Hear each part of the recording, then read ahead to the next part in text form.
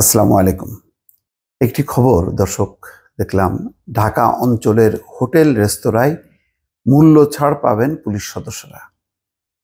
তো প্রথমেই প্রশ্ন আসে যে এই মূল্য ছাড় পুলিশ সদস্যরা পাবেন যারা নানা পেশায় আছেন, জরুরি সার্ভিসে অন্যান্যরা আছেন। তো তারা কি পাবেন?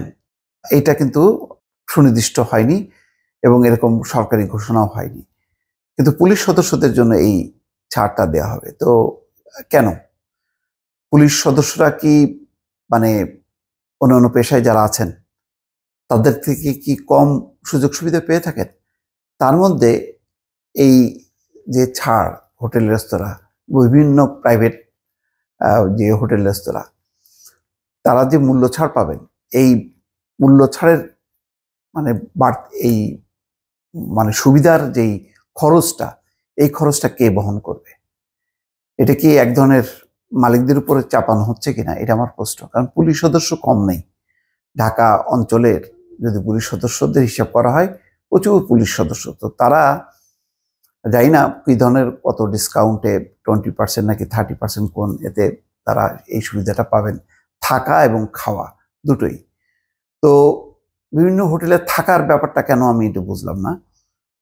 তাদের অ্যাকোমোডেশন কি নেই, এটা একটা প্রশ্ন। আর খাওয়াটা যদি হয় তাহলে বোঝা যাবে যে এই বাড়তি চাপটা কিন্তু হোটেল মালিকদের উপর চাপানো হলো।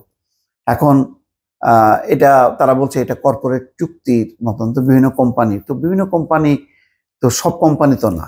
এটা কিছু মাল্টিন্যাশনাল কোম্পানির সঙ্গে হোটেল রেস্তোরাঁর ওদের একটা সারা বছর ব্যাপী একটা চুক্তি থাকে।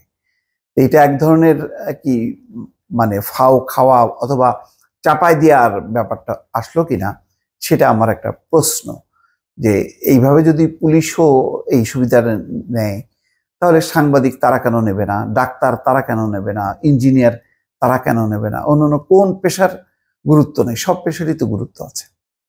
এখানে বলা হচ্ছে যে ট্যুরিস্ট পুলিশের আওতাধীন ঢাকা অঞ্চলের বিভিন্ন হোটেলে থাকা ও খাওয়ার উপর বিশেষ মূল্য ছাড় পাবেন পুলিশ সদস্যরা।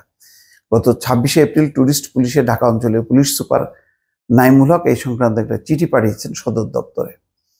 এই চিঠির বিষয়বস্তু লেখা হয়েছে, বাংলাদেশ পুলিশ সদস্যরা বিভিন্ন হোটেল, রিসোর্ট, রেস্টুরেন্ট ও ট্যুর অপারেটরদের কাছ থেকে ডিসকাউন্ট অফার প্রাপ্তি প্রসঙ্গে। চিঠিতে 26টি হোটেল ও রেস্তোরাঁর তালিকা দেওয়া হয়েছে। তার মধ্যে 12টি হোটেল, রেস্তোরাঁ এবং 14টি রেস্তোরাঁ রয়েছে। হোটেলের সর্বনিম্ন 50% ডিসকাউন্টে থাকতে পারবেন পুলিশ সদস্যরা, আর রেস্তোরাঁয় খাওয়ার ক্ষেত্রে 20% ছাড় পাবে। এটা এক ধরনের রেস্তোরাঁর বা হোটেলের মালিকরা তারা পুলিশকে খুশি করলো কিনা, সেটাও একটা চিন্তার বিষয়। এ বিষয়ে ট্যুরিস্ট পুলিশের ঢাকা অঞ্চলের এসপি নাইমুল হক জানান, নানা প্রয়োজনে বিভিন্ন অঞ্চল থেকে পুলিশ সদস্যদের ঢাকায় আসতে হয়, রাতে থাকতে হয়।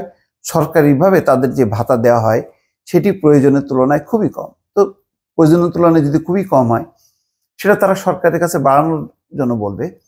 এইটা প্রাইভেট হোটেল, রেস্তোরাঁ তারা কেন বহন করবে? সরকার সেটা বাড়াবে যদি তারা মানে করে, হিসাব নিকাশ করে, বিশ্লেষণ করে যে যে ভাতা দেওয়া হচ্ছে সেটা কম, সে ভাতার পরিমাণটা বাড়াবে।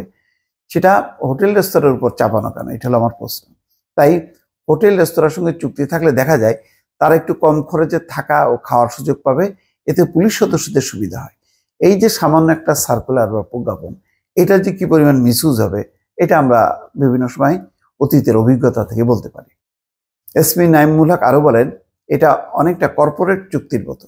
হোটেল রেস্তোরাঁ কর্তৃপক্ষ বিভিন্ন গ্রুপকে এই ধরনের প্রস্তাব করে থাকে।